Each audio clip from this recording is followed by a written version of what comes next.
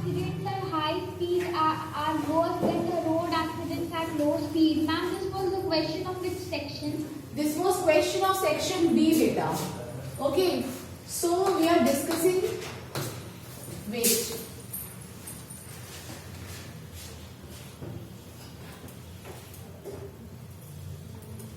So class, today we are going to discuss paper. This is not working. Exam paper of PT2 science, and we discussed physics part. So we already have discussed section A on previous day. I think some of you are present then. काफी बच्चे absent थे, but कुछ बच्चे आए हुए थे. अगर आपको सेक्शन ए में कोई भी प्रॉब्लम हो तो you can ask during the WhatsApp time और व्हाट्सएप टाइम पे आपको जब भी क्वेश्चन पूछना होगा वो पूछ सकते हो. सेक्शन बी से हम स्टार्ट करते हैं. सेक्शन बी में आपका जो क्वेश्चन था, इट वाज दैट कि why the road accidents are worse than क्या road accident at low speed. हाँ, तो शायद आई वाज देयर, मैंने आपको एग्जांपल बताया था. I think most of you are present. I think team से भी स्टूडेंट्स प्रेजेंट थे कि if a car, same car है, आपके पास एक स्विफ्ट डिजायर है and you are moving a Swift Dzire with a speed of 100 kilometre per hour और एक स्विफ्ट डिजायर को आप 20 किलोमीटर पर आवर की स्पीड से लेके जा रहे हो. ठीक है, तो दोनों ही केस में एक आपकी कार जो है वो बहुत हाई स्पीड से जा रही है 100 किलोमीटर पर आवर की स्पीड से, और एक जो है वो सेम कार है और वो 20 किलोमीटर पर आवर की स्पीड से जा रही है. अगर ये कार अपने आगे कोई बच्चा साइकिल पे जा रहा है, उसे अगर टक्कर मारती है तो किस एक्सीडेंट में ज्यादा हार्म होगा, किसमें ज्यादा नुकसान होगा? तो ऐसा आपने कैसे बताया, क्यों ऐसा क्यों हुआ? स्पीड, ठीक है, एक तो स्पीड फैक्टर हो गया कि हाँ स्पीड ज्यादा है. तो स्पीड से ऐसी कौन सी फिजिकल क्वांटिटी है जो चेंज होती है? उसका मोमेंटम चेंज होता है. Always remember, if the bodies are of same mass, same चीज, दोनों ही कार का मास सेम था लेकिन वेलोसिटी क्या थी, डिफरेंट थी. एक की ज्यादा थी, एक की कम थी. It means that the momentum of the car which is moving with high speed is having high momentum. Understood? So the car moving with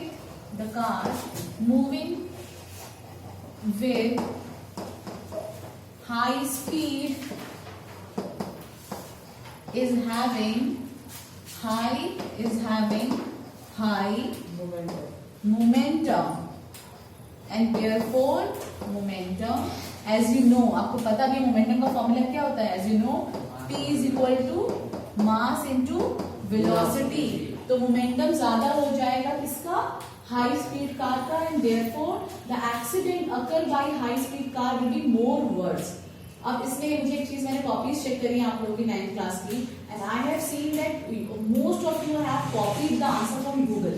The same question or similar question have came in half yearly exam also. शायद same question ही half yearly exam में आया था, तब भी आपने answer Google से copy किया है. कैसे पकड़ में आता है चीटिंग? समझ में आ रहा है किसने कॉपी करा है. एक भी स्पेलिंग मिस्टेक नहीं, वर्ड टू वर्ड आपने आंसर लिखा हुआ है. एक बच्चे ने लिखा है in physics comma we said that, और ये वो, उसके बाद मोमेंटा और ब्रैकेट में मोमेंटा का मतलब in plural, momenta is you know plural of momentum. साफ समझ में आ रहा है? तो ये चीजें, मतलब इफ यू थॉट कि आपको इतनी अकल है कि आप चीटिंग कर रहे हो गूगल से, तो आपको इतनी भी अकल होनी चाहिए क्या कॉपी करना है क्या नहीं. तो इसका मतलब आपका दिमाग कितना कम धीरे वर्क कर रहा है, समझ रहे हो? And you are not allowed to copy anything. आपको एग्जाम बहुत फेयर वे में करना चाहिए था. समझ में आया? तो इसका मतलब आपके ऊपर कोई भी कंट्रोल नहीं है. एंड अभी आपकी ऑफलाइन एग्जाम्स होंगे तो आपको पता चलेगा कितना गलती आप कर रहे हो. राइटिंग में चीटिंग बहुत ज्यादा गलत है. आप लोग की राइटिंग हैबिट छूट गई, आपकी कॉपीज आप क्वेश्चन छोड़ देते सारे के सारे. तो this is not the correct way. और जब मैंने आपको शायद पेपर डिस्कशन में आपको मैंने पहले भी एक बार बताया था कि आपको 2 मार्क्स का आंसर 3 से 4 लाइंस में करना है. इससे ज्यादा आप आंसर नहीं लिखोगे. वर्ड लिमिट होती है, सीबीएसई की वर्ड लिमिट होती है कि आपको इस क्वेश्चन का आंसर इतने वर्ड्स में लिखना है. तो आपने इसका आंसर, मतलब कुछ बच्चों ने एक पन्ने में लिख के दिया है 1 पेज फॉर दिस आंसर और 2 मार्कर. तो इसमें साफ समझ में आता है कि आपने कहीं गूगल का आंसर देखा है, जितना आपको समझ में आया पूरा टाइम कॉपी कर दिया. सो ऐसे बच्चों को 0 मिलेगा, याद रखना. ठीक है, तो I am not taking the names of the students who have done this, but still I am going to aware you कि ऐसा भी बच्चों ने कॉपी में किया है. तो ऐसे किसी को नहीं करना है. समझ में आ गई क्वेश्चन? तो हाई स्पीड कार का मतलब हाई मोमेंटम, और हाई मोमेंटम का मतलब ज्यादा नुकसान. ठीक है, है, camera is on. So now जब तक लाइट आ रही है उससे पहले will continue the next section. Section C. C. Write difference between mass and weight of an object. So after this section C.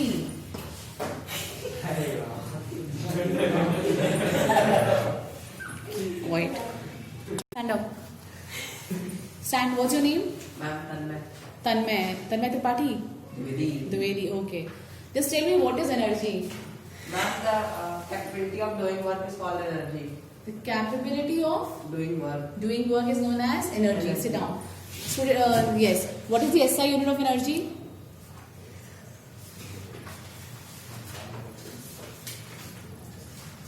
Yes. You don't know? Okay.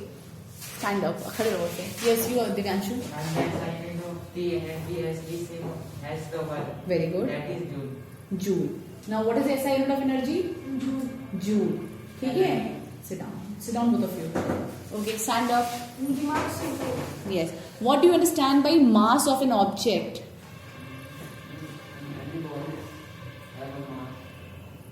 Anybody have a mass? What do you understand by mass? When we said that a body is having some mass, Shivam, mass of a body. The mass of a body is a matter that it contains. Okay. Yes. What's your good name? Vaibhav. Yes, sir. Yes, sir. Sit down. The mass of a body is the material which the body contains. Mass of the body cannot be zero, Very good. and mass of the body is constant, even if the body is in space or anywhere else. Well done. Okay, last boy. What is the SI unit of mass? हाँ, in which unit you measure mass? Mass of a body को आप किसमें measure करते हो? पता है? खड़े होकर बताओ. Joule. kg. Yes. Okay. So mass of a body is measured in kg. Sit down. Okay. Just tell me what do you understand by weight? Understand by weight. Weight is the force which is exerted by the earth to attract an object on it towards its center. Towards whose center? Earth's. Earth center. And why so? Why Earth attract things towards it? What is? Because it has bigger mass than the object. Very good. And if we are having two massive body, so what happens between them? अगर दो massive body हैं, एक अर्थ है और एक आप हो, तो आप दोनों के बीच में कौन सा पुल लगता है? क्या किस टाइप का फोर्स लगता है? उस फोर्स को हम क्या कहते हैं? यस, ग्रेविटी और gravitational force. Acceleration due to gravity is another thing. It is acceleration produced in the body. Or gravitational force of Earth is simply gravity. चलो, sit down all of you. Unit SI unit. Yes. Who will tell me the SI unit of weight? Just raise your hands. Yes, Ayush.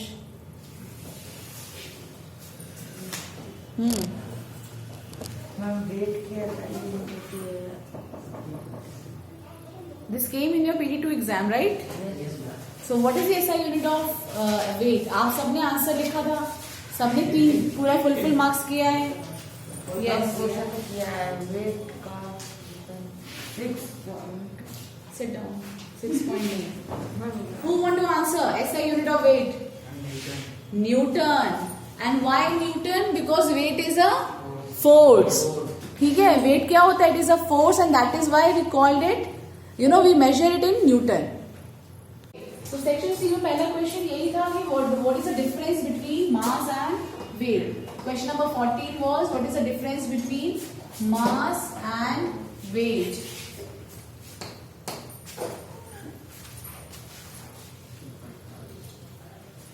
अभी आपने पता किया कि what is mass. Mass is the matter contain in a body. एक body के अंदर कितना matter है उसको हम मास बोलते हैं. और वेट क्या होता है? Weight of the body is defined as the attraction, जो फोर्स किसी बॉडी के ऊपर लग रहा है, that pull is known as weight of the body. For example earth पे आपको पता है gravity, weight is a force. तो फॉर्मूला क्या था डब्ल्यू का? W equals to mass into gravity. ठीक है. तो मास तो क्या हो गया, mass is throughout constant, weight of a body is it constant or not? It varies. It varies from places to other places. Now weight is equals to mass into gravity. अगर किसी body का मास अर्थ पर 80 kilograms है तो उस body का मास moon पे कितना होगा? 0. मास 70 लगे 100 किलो मैम आपने मास को तो मास 0 होगा. Mass remains the same. Mass will remain the same. तो अगर मास, मैं फिर से पूछे Mass weight changes. नो, तो कम फ्रंट यहाँ पे आओ. मैंने सारी चीज फर्स्ट क्लास की. Okay. The value of G also varies. Hence weight also varies. I am asking about mass. I am saying that mass of a body at Earth is 80 kilograms. ठीक है, अब मैंने आपको क्वेश्चन ही clear कर दिया कि ऐसा यूनिट क्या है. तो mass of a body at earth is 80 kilograms. We have taken this body to moon. हम ये बॉडी को मून पे लेके गए हैं. And now I am asking what is the mass of that body on moon. Mass पे कितना होगा? 80 लास्ट बॉय, कितना होगा मास बेटा मून पे? 4 kg 4 kg. यहाँ पे मैंने अभी क्या लिखा है इतना बड़ा बड़ा? मास of a body is constant. Constant का मतलब वो चीज जो चेंज नहीं होती हो. तो अगर इसका वेट यहाँ पे 80 किलो है तो वहां पे कितना होगा? 80 kg. समझ में आया? But the weight of a body is on Earth. When we go to the moon, It reduces changes. 6 times. Yes, 1/6. मैं तो यार मास की बात कर रही हूँ, मैंने वेट की बात की ही नहीं. I am just asking about mass. What's your mass? पता है कितना है? मैम आपने केजी बोला तो ma'am weight you know your weight on earth. ठीक है, वेट मशीन में हम वेट मेजर करते हैं, मास नहीं. But we can calculate mass by using this formula W equals to m into g because we know the value of g on earth. हमें अर्थ पे g की वैल्यू पता है तो हम मास भी निकाल सकते हैं. तो इसी में एक क्वेश्चन और आप बस ये बताओ मुझे जरा फटाफट से. अब मैं जिससे पूछूंगी आपने कैलकुलेट करना है. ठीक है, मास of a body is 120 kg on earth. What will be its weight on moon? Just take out your pen, pencil, फटाफट से सॉल्व करके बताओ. 20 kg. नो क्या मास बताना है? केजी वेट बताना है. वेट बताना. हाँ, तो वेट कितना आएगा? न्यूटन. तो आपने क्या बोला अभी? मैंने केजी वाली नहीं बोला, मैम उसने बोला था. अच्छा, आवाज वहां से भी आई. मैंने बस 20 बोला था. अच्छा, okay. Yes, ma'am. So when you answer for weight, you will confirm that the SI unit will be in Newton. समझ में आ गया? तो कितना आएगा? जल्दी निकालो फटाफट से. फॉर्मूला क्या होता है? किसी को मैं देख रही कॉपीज में किसी को कितना आ रहा है. मैम आपने मास दिया है. मैंने मास दिया है, वेट पूछा है. Mass of weight. मास पहले बताओ कितना हो जाएगा? Ma'am, 120. सॉरी, वेट मैंने तो सीधे वो निकाला ना. वेट मैम ऑन आपने वेट मून. दिया था. वेट नो मैम मास दिया मास है. ये पता नहीं था. I have given the mass. Mass is given 120 kg into g की value. Let me take the value of g as 10. So weight कितना आ गया? इतने न्यूटन आ गया. This is the weight on Earth.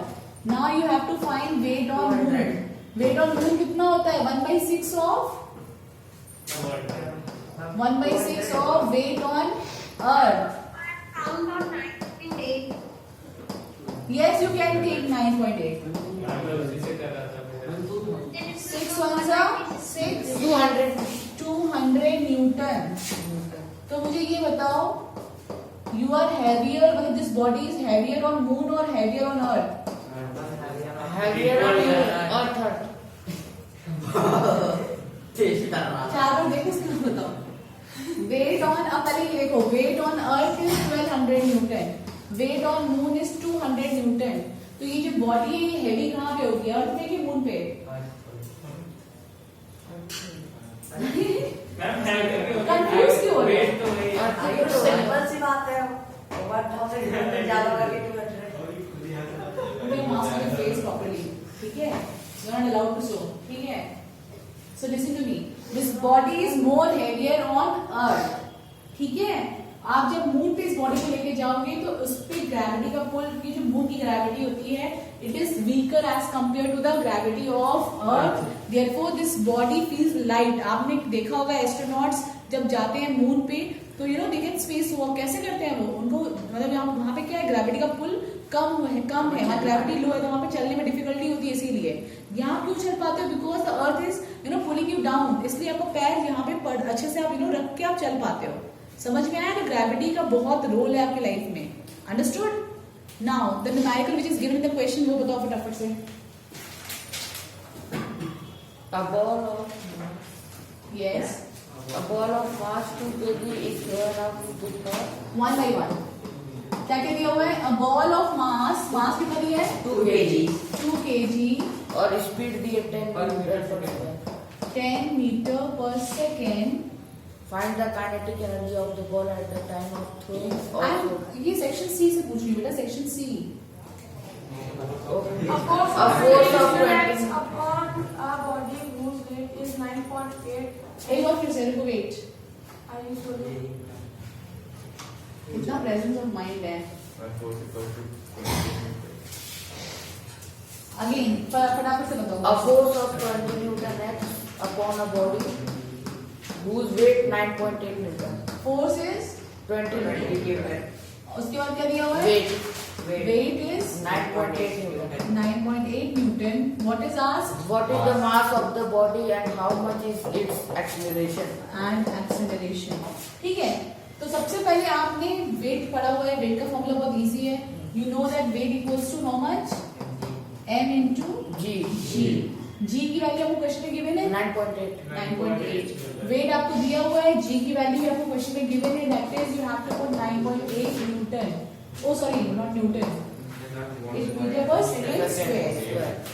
तो अब यहाँ पे वेट कितना दिया हुआ है, 9.8 is equal to yes, m into 9.8. तो कितना आ जाएगा answer, 1 kg. You will get m equals to 1 kg. 1 kg। और उसके बाद भी कितने बच्चों ने न्यूमेरिकल गलत किया है, इज इट सिंपल और नॉट, इसमें कुछ था difficult.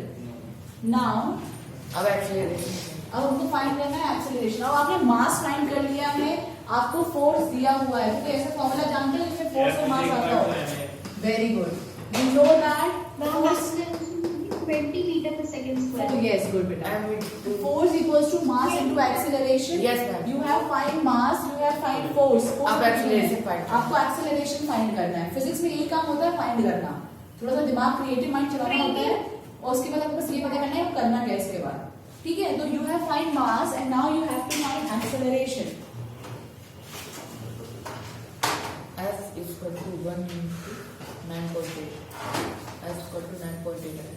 Okay, so force is equals to mass into acceleration. What is mass? 1 1। into A आपको 9.8. फाइंड करना है, फोर्स आपको दिया है 20, तो A इक्वल्स टू कितना आ गया, 20 मीटर पर सेकेंड स्क्वायर। और एक चीज याद रखना, you have to answer always with SI units, आपको हमेशा आंसर में SI यूनिट इंक्लूड करनी है। काफी बच्चों ने 20 जूल लिख दिया है, 20 न्यूटन लिख दिया है, 20 छोड़ लिख के छोड़ दिया है, तो वहां पे आपका 1 सॉरी हाफ मार्क और 1 mark will be deducted for the SI unit, understood. Ma'am अगर 20 अपॉन 1 लिख के लिखना थोड़ा वो 20/1 तो बस समझ लो क्लास 1 के बच्चे हो, ठीक है। तो आप इतने बड़े क्लास में आके आपको पता होना चाहिए कैसे आंसर करना है। Now question number section D, Define the term energy of a body. Section D, Define yes, and what is the type of energy? Okay. तो आई थिंक अभी आप लोगों ने सबने पढ़ लिया है, capacity to do work, capability of doing work is defined as energy. Energy किसी भी बॉडी में कितनी एनर्जी स्टोर है वो किसके इक्वल होती है, कि आप कितना अमाउंट ऑफ वर्क कर सकते हो, ठीक है। जितना भी आप पूरे दिन में आप काम कर लोगे, that work is equals to your amount of energy that was stored in your body. समझ में आ गया, तो this was the definition of energy. What is the SI unit of energy, joule, joule. Energy is the capability of doing any work. Okay, well done. And what is the SI unit of energy? Joule. Joule. Well done. So you will get 2 marks for the first part if you define energy properly with the SI unit of it. Now the next part was a numerical. A ball of और इसमें numerical maximum बच्चों ने किया नहीं, और जिन्होंने किया बहुतों ने गलत किया, और कुछ बच्चों ने hardly 5 to 6 on my fingers have done it correctly. ठीक है, तो पहला अच्छा तुम्हारे को पता क्या चीजें गिवन है? मास 2 kg. मैम मैंने काइनेटिक एनर्जी निकाल ली थी पोटेंशियल। हाँ, तो उसको आप मांगे उसका क्वेश्चन करना 3 मार्क्स में 1.5 यू विल गेट। ठीक है, मैंने आपसे मैं पूछा मास था टू व्हाट्सएप kg. पे, आपने बताया नहीं। क्या Mass 2 kg. Mass is 2 kg With a speed of 10 meters. अच्छा, दिस जो ये आपको वेलोसिटी दी हुई है वो इनिशियल है कि फाइनल वेलोसिटी है? कौन बता सकता है क्वेश्चन पढ़ के? The velocity which is given in the question is initial और फाइनल वेलोसिटी। कौन सी velocity? Initial. Actually the boy was standing on the ground and he throw a ball. ठीक है, जब उसने बॉल को थ्रो किया तो उसकी जो इनिशियल वेलोसिटी थी वो कितनी दी हुई है? 10 मीटर पर सेकेंड। उसके बाद क्वेश्चन आपसे कह रहा है कि जब आपने इसको यहाँ पे थ्रो कर दिया तो हाईएस्ट पॉइंट पे पोटेंशियल एनर्जी क्या होगी और लोएस्ट पॉइंट पे काइनेटिक एनर्जी क्या होगी। अभी हमें law of conservation of energy मैंने आपको शायद लास्ट दिन में ब्रीफ किया था, मैं टोल्ड कि मैं इसको पढ़ाऊंगी डिटेल में। कल हमारी क्लास हुई तो कल I explain the whole topic. ठीक है, तो जितनी एनर्जी काइनेटिक एनर्जी आपकी यहाँ पे जितनी होगी that means maximum eight the lowest point, और जब मोशन स्टार्ट होगा और होने के बाद जब ऑब्जेक्ट रेस्ट में आ जाएगा तो उसके अंदर कौन सी एनर्जी हो जाएगी? Potential energy. तो जितनी काइनेटिक एनर्जी यहाँ पे है, जब ऑब्जेक्ट हाईएस्ट पॉइंट पे पहुंच जाएगा मतलब बिल्कुल रेस्ट में आ गया है और उसके बाद और नीचे नहीं जा सकता है, मोशन और नहीं होगा, वो नीचे ही आएगा, तो उसकी जो एनर्जी होगी वो किसके इक्वल होनी चाहिए? और सिंपल सा फंडा था, मतलब kinetic energy at the lowest point will be equal to the highest potential energy. Yes, the correct answer is 100 joule at both, but मैं आपको बताना चाह रही हूँ कि रेस्ट में जब होगा वहां पे रेस्ट पे आ गई तो पोटेंशियल एनर्जी मैक्सिमम, और यहाँ पे जब आप मोशन स्टार्ट करें तो मैक्सिमम वेलोसिटी है इस टाइम। अब जैसे तो ऊपर जाएगी इसकी वेलोसिटी कम होती जाएगी ना, बिकॉज ग्रेविटी से नीचे पुल कर रहा है, तो उसकी वेलोसिटी क्या होती जाएगी? डिक्रीज होती जाएगी। तो इसकी मैक्सिमम काइनेटिक एनर्जी कहाँ पे होनी चाहिए? काइनेटिक एनर्जी लोएस्ट पॉइंट पे। कहाँ पे? यहाँ पे जहाँ से आपने इसको थ्रो करना शुरू किया है वहां पे इसकी काइनेटिक एनर्जी क्या होगी? मैक्सिमम। और अब ये काइनेटिक एनर्जी धीरे धीरे कन्वर्ट हो रही है पोटेंशियल एनर्जी में, क्योंकि धीरे धीरे ऑब्जेक्ट की वेलोसिटी कम होती जा रही है और ऑब्जेक्ट जो है वो एक हाइट इंक्रीज हो रही है, तो उसकी एनर्जी कौन सी बनती जा रही है? Potential energy. और इस हाईएस्ट पीक पे आके ये ऑब्जेक्ट पूरी तरीके से अपनी वेलोसिटी जीरो कर लेगा और किसमें आ जाएगा? रेस्ट में आ जाएगा, और रेस्ट में आके फिर वो क्या होगा? नीचे गिरेगा। ठीक है, तो इसकी मैक्सिमम पोटेंशियल एनर्जी कहाँ होगी? इस हाईएस्ट पॉइंट पे। तो पहला काम आपका है कि आपको निकालना है काइनेटिक एनर्जी। आपको मास दिया, वेलोसिटी दिया, बहुत सिंपल था। काइनेटिक एनर्जी का formula half m v²। 100 joule। Yes, sorry 1/2 10 to 20.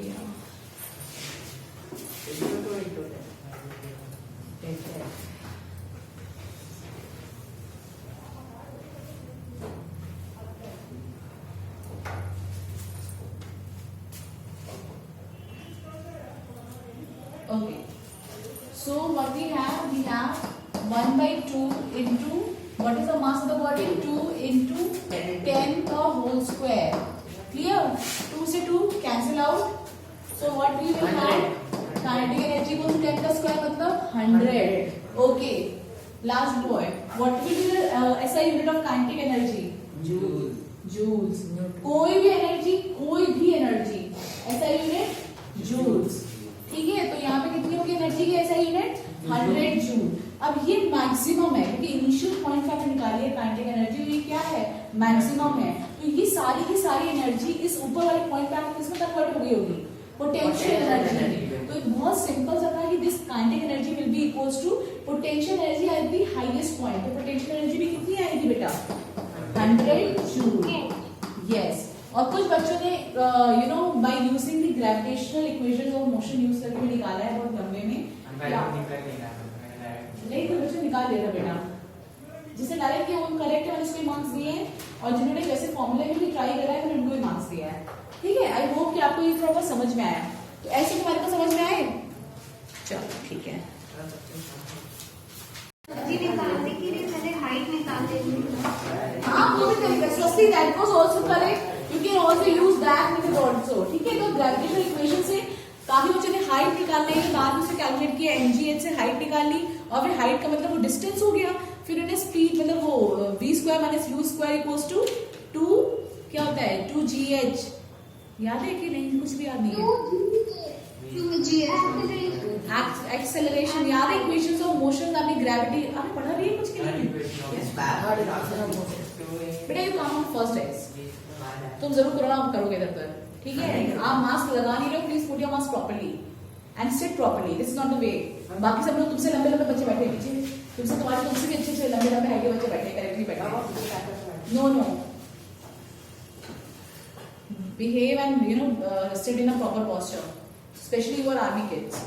तो आपको तो और अच्छे से अपना posture maintain करना चाहिए. Okay, so this was done with your paper discussion of PT2. I hope अगर आपकी copies check होंगे और अगर मतलब you will understand कि इस तरह के questions आएंगे आपके next exam में भी. अब तो सीधे फाइनल एनुअल होगा और PT3 में भी हो जाए, तो अब आपको प्रिपेयर रहना है. ये 4 चैप्टर्स हैं आपके बस लास्ट 2 टॉपिक्स बच रहा है. वो क्या था? कंजर्वेशन ऑफ एनर्जीज और दूसरा है आपका पावर. बाकी आपका सारा कंप्लीट हो चुका है फिजिक्स में. तो these 2 topics I will teach tomorrow. अब ये इसमें आपका जो भी आपकी टॉपिक्स आपको समझ में नहीं आया, आई एम टेलिंग अगेन, जो बच्चे क्लास में हैं, दोस्त हु आर ऑन टीम्स, जो टॉपिक्स में आपको डिफिकल्टी है just note down those topics और क्लास में आप डिस्कस करके वो प्रॉपर टॉपिक्स बता दो कौन कौन से टॉपिक्स आपको बहुत डिफिकल्ट हो रहे हैं, तो वो टॉपिक्स मैं फिर से यहाँ पढ़ा दूंगी. लेकिन टॉपिक्स होल चैप्टर नहीं. You are having all the videos available, you are having everything. ये आपकी रिस्पॉन्सिबिलिटी है कि आप घर पे सेल्फ स्टडी भी करो और आप सिंसियरली आप पढ़ो, ठीक है? ये नहीं कि आप कुछ भी बिल्कुल पढ़ाई छोड़ दियो कि हाँ टीचर सब देखेगा. This is not the way. Next year आपका 10th है, इसी साल आपका 10th है. अब तो यही न्यू अपकमिंग ईयर जो 12 वो 10th एग्जाम्स, राइट? यस.